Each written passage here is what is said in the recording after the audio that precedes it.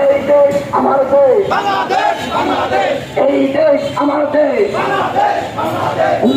পদযাত্রাগামী ভাই ও বন্ধুগণের উপর এক ধরনের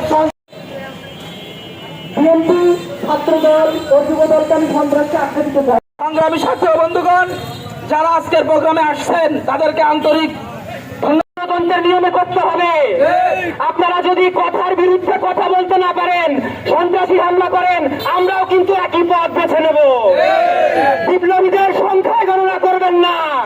শহীদ শরীফ ওসমান হাদি মারা গিয়েছিল, তার জানাজায় আপনারা 14 লক্ষ লোক দেখেছেন। ইতিহাসে বিরল, এগুলো দেখবেন না। বিপ্লবীরা জন্মায়, বিপ্লবীরা রাজপথে থাকে, বিপ্লবীরা ইতিহাস গড়ে। সুতরাং স্বরাষ্ট্রমন্ত্রীকে বলতে চাই, প্রশাসনকে স্বাধীন করে দিন। 24 ঘন্টা পেরিয়ে গেলেও সেই হবিগঞ্জের প্রশাসন এখন পর্যন্ত ওই সন্ত্রাসীদের ধরতে ব্যর্থ হয়েছে।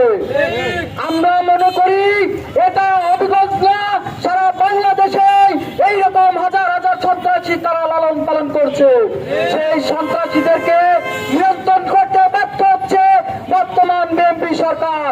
ওই শ্রীলঙ্কার সালাউদ্দিন সাহেব, আপনি সংবিধান নিয়ে বড় বড় কথা বলেন, আপনার মন্ত্রণালয় আপনি সেই আইন শৃঙ্খলা নিয়ন্ত্রণ করতে ব্যর্থ হয়েছে। আপনার লজ্জাবোধ থাকা উচিত।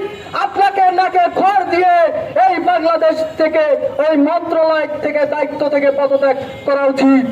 আপনি আইন শৃঙ্খলা বাহিনীকে নিয়ন্ত্রণ করতে পারেন না, আপনার সন্ত্রাসী ক্যাডার বাহিনী আপনি নিয়ন্ত্রণ করতে পারেন না। আমরা স্পষ্ট ভাষায় বলে দিতে চাই, বিপ্লবীরা কখনো হারে না। বিপ্লবীদের দমন করতে আসবেন না। বিপ্লবীরা কিন্তু কোন চক্রান্তিকে ভয় পায় না।